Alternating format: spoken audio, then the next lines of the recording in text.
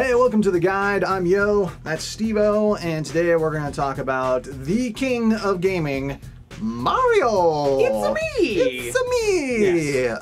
Mario Land 3D, or is it Mario 3D Land? Super Mario 3D Land. Okay, that's lands with Mario. And he Dreams. has the raccoon tail.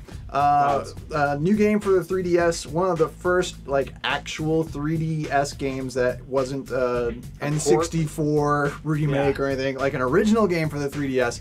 Glad they finally have it. What'd you think of it? Well, I don't know if it was the anticipation of waiting 17 years for an actual game, as opposed to the ports we were just talking about, or if it really is this brilliant, but I thought it was absolutely incredible. This is exactly the game I've been waiting for with the Nintendo 3DS since we got it, what, last year? Yeah, I know. It's been forever. And Thank you. I'm tired. I was tired of the remake, so I'm glad this is original. Yeah. And what it does is it gives us a reason to play in 3D finally. Absolutely. I loved some of the boss battles with the different, you're walking this way and then all of a sudden you're turning and I have no idea what's going on. You got to stay away from the tails. And it was amazing. Yeah, and the nice thing was, I switched back and forth between the 3D and the 2D perspective, and it was more challenging to kind of gauge where things were in 2D. So I like that the 3D was functional and it made the game better. That's exactly what they needed to do with the 3DS. Absolutely. Tell me why I need to play in 3D. Yeah, it looks cool and that's kind of fun, but is there any reason for gaming that makes it better?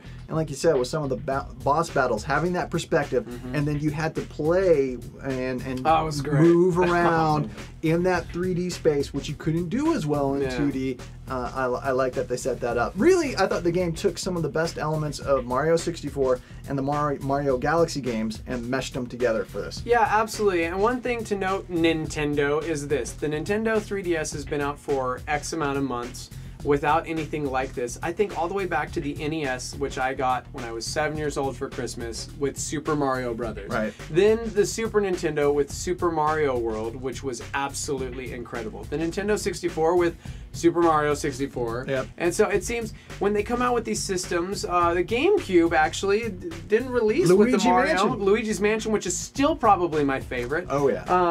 But this one didn't have any Mario anywhere, and so finally I feel like there's something Nintendo about it. Yeah, exactly. Now, not everything is fantastic with the game. One of the things that you noted, I actually noted too, that after a while, my thumb, you pop trying to jump around and stuff, and I didn't notice it until I was done playing with it. But then I got done and my thumb was like all cramped. I'm like, why is my thumb sore? I'm not like one of those guys in the NFL that has like a fractured thumb from hitting someone on the helmet. Oh, it's because those buttons are so close together. Dude, look. And you punch them so often. My thumb was so sore that no! What?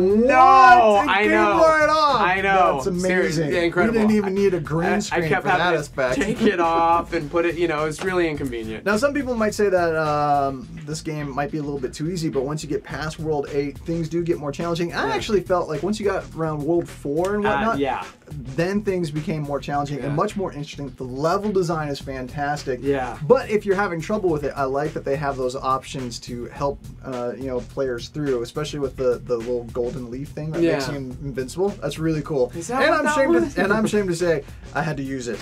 Yeah, it's pretty difficult, and you're right. The 3D element of being, especially in the cloud type worlds where you're jumping around and you're like, I don't know where I'm landing. Oh, I overshot it. I'm dead. And so there's some difficulty to it.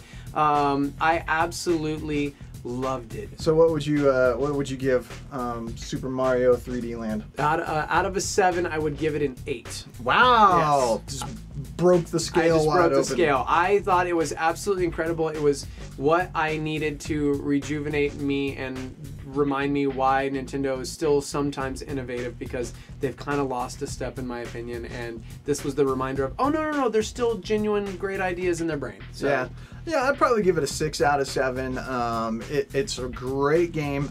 Some parts felt a little derivative, which is hard to avoid with a Mario game. but it is fun. It felt fresh, is what the 3DS desperately needed. There's no blood. There's no kids can play it? content-wise, yeah, it's fantastic. I love that fact that it has Street Pass and it uses the strengths of the 3DS really, really well. And a few things aside from the button layout and the fact that if you want to play it in 3D, you have to hold it really rigid, which can be kind of a challenge sometimes when you're like, how do I get blurry? You know? Those few minor issues aside, fantastic game. So yeah, 6 out of 7 for me. We got the review for you at the guide, so you can check that out, gameandmovieguide.com, and keep up with all the latest news at our Facebook page. Facebook.com/gameandmovieguide. Like us!